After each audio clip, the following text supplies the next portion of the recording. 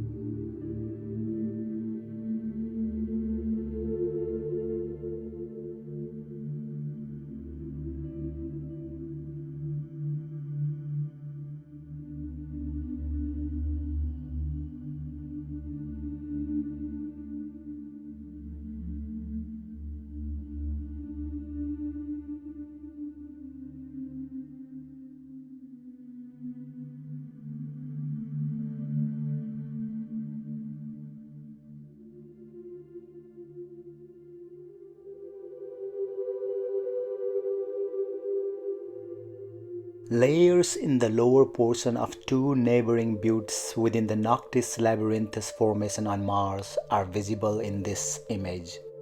The view covers an area about 1 kilometer wide. Dune fields blanket the ground in the upper left of the image and a portion of the ground between the buttes. Exposures of brighter and darker materials are also visible in the portion of that area not covered by the dunes.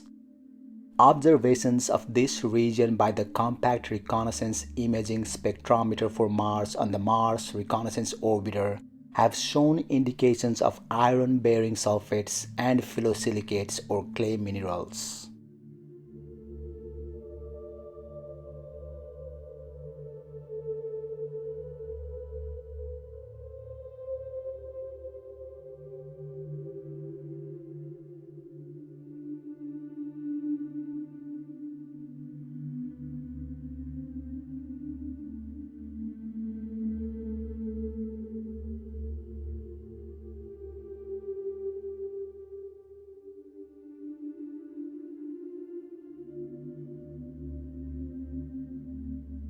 The panorama here was captured near Bonneville Crater on Mars.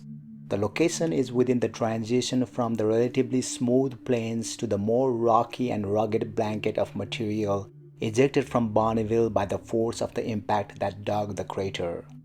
Bonneville is 210 meters in diameter, 14 meters deep, and its rim rises 6.4 meters above the surrounding terrain. The Columbia Memorial Station lander can be seen about 200 meters in the distance by following the rover tracks back toward the right of center in this image. The lander that Spirit rover drove off of in 2004 is still bright but with a reddish color, probably due to accumulation of Martian dust.